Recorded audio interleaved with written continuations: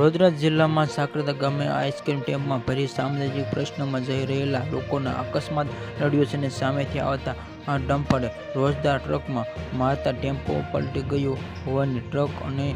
Eicher વચ્ચે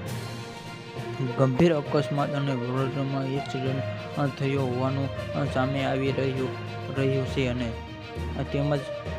આ અકસ્માતમાં એક વ્યક્તિનું મોત થયું છે અને જેમાં 30થી વધુ લોકો ઇજાગ્રસ્ત થવાની જાણકારી મળે છે અને આ માહિતી મળતા ભાદરવા સાદરકર્ણ પાસેથી આવેલા આ અકસ્માત થયો અને ઘાયલો સોસાયટીમાં હોસ્પિટલ ખાતે આ સારવારમાં ખસેડવામાં આવ્યા છે અને સાવલી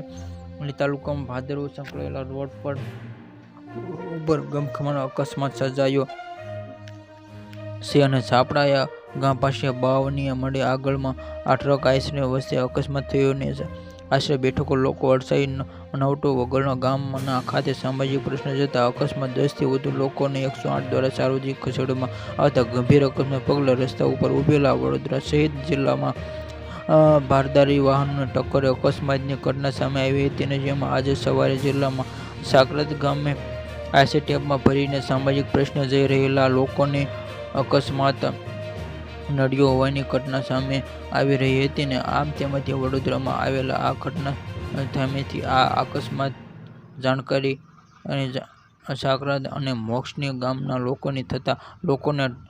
ટોળે ઘટના ઉમટી પડ્યા હતા અને ઉપરાંત એક લોકો ઈજા પામ્યા હોવાની 10થી 12 108 એમ્બ્યુલન્સમાં અને ઈજા ઘટના દોડી ગઈ અને ઈજાગ્રસ્ત તુરંત નજીક